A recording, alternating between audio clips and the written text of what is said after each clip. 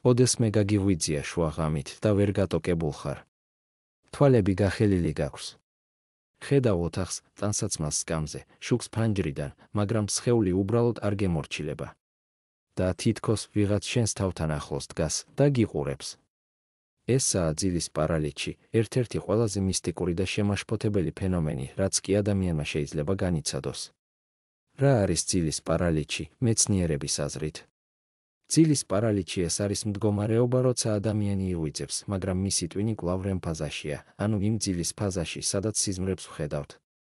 ამ დროს სხეული ბუნებრივად გამორთულია, ეს დაცვითი მექანიზმია, რომ ძილში მოძრაობით თავი არ დავიზიანოთ.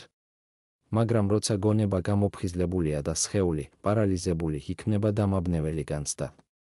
შეგრძნება, რომ შენ გაიღვიძე, მაგრამ სხეული შენს კონტროლს არ ექვემდებარება. კვლევების მიხედვით, 18-დან 40%-მდე ადამიანებს ერთხელ მაინც გამოუცდიათ ეს ფენომენი ცხოვრებაში. რატომ გვეჩვენება ვიღაც? ძილის პარალიჩის დროს ტვინი ხშირად აგრძელებს ვიზუალური გამოსახულებების გენერირებას. შედეგად ხშირად ჩნდება ილუზია, რომ ოთახში ვიღაც არის. ზოგჯერ ბნელი ფიგურა. ზოგჯერ ხმა, რომელიც სახელს გეძახის. ამ ჰალუცინაციებს სამეცნიერო ენაზე ჰიპნოგოგიური ჰალუცინაციები ეწოდება. მაგრამ რაც უნდა დაუჯერებელი იყოს, სხვადასხვა ქვეყანაში, სხვადასხვა დროში ადამიანები აღწერდნენ თითქმის ერთნაირ არსებებს. მაღალ, ჩრდილოვან ფიგურებს. მოხუც ქალს, რომელიც მძინარე ადამიანს გულზე აჯდება. ან რაღაც პატარა მახინჯარსებას. როგორ ახსნათ მსგავსი გამოცდილების მსგავსება? კულტურები და ეზოთერიკა. ძილის პარალიჩს ეზოთერიკული და კულტურული ახსნებიც აქვს. იაპონიაში მას ეძახიან კანაშიბარის, ეს არის ბოროტის სული, რომელიც სხეულზე ჯდება და მოძრაობის საშუალებას არ გაძლევს. ესკიმოსებში კი სჯერათ, რომ ეს მკვდრების სულებია, რომლებიც ღამით მოდიან.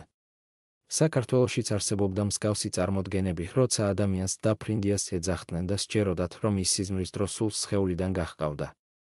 ეზოთერიკოსების აზრით, ძილის პარალიჩი შეიძლება იყოს ერთ-ერთი ფაზა ასტრალური სხეულის განცალკევებისა. ანუ თქვენი სული ცდილობს სხეულიდან გასვლას, მაგრამ გონება იღვიძებს და ხვდება ორ სამყაროს შორის.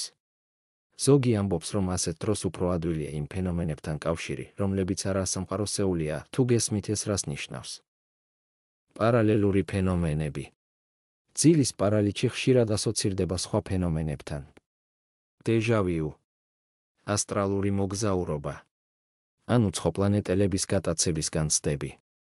თითქოს ეს ის მომენტებია, როცა ჩვეულებრივი რეალობის ქსოვილი ირღვევა და ჩვენ გადავდივართ სხვა მდგომარეობაში. ზოგი მკვლევარი ფიქრობს, რომ ძილის პარალიჩი არის ტრანსის მდგომარეობა, როგორც შამანურ რიტუალებში, როცა ცნობიერება იშლება და სხვა დონეზე ადის. როგორ ავიცილოთ ძილის პარალიჩი? თუ კი ხშირად განიცდი ძილის პარალიჩს, შენთვის გვაქვს რამდენიმე რეკომენდაცია. ეცადე დაიძინო რეგულარულად და საკმარისად. არ დაიძინო ზურგზე, ყველაზე ხშირად პარალიჩი ამ პოზაში ხდება. შეამცირე სტრესი. და არ უყურო ამ ვიდეოს შუაღამით. ძილის პარალიჩი შეიძლება აიხსნას როგორც ნევროლოგიური მექანიზმი. მაგრამ როცა რეალურისგან თითქმის განუყოფელი ჰალუცინაცია შენს ოთახში ჩნდება, მაშინაც კი, როცა შენ იცი რა ხდება, ტვინი მაინც შიშის ქვეშაა. შეიძლება ეს მხოლოდ ჩვენი ცნობიერების თამაშია. ან იქნებ მცირე ხნით, ვეხებით რაღაც უფრო ღრმას. უძველეს. და ისიც გვიყურებს. რადგან ჩვენ შევეხეთ მას პირველად.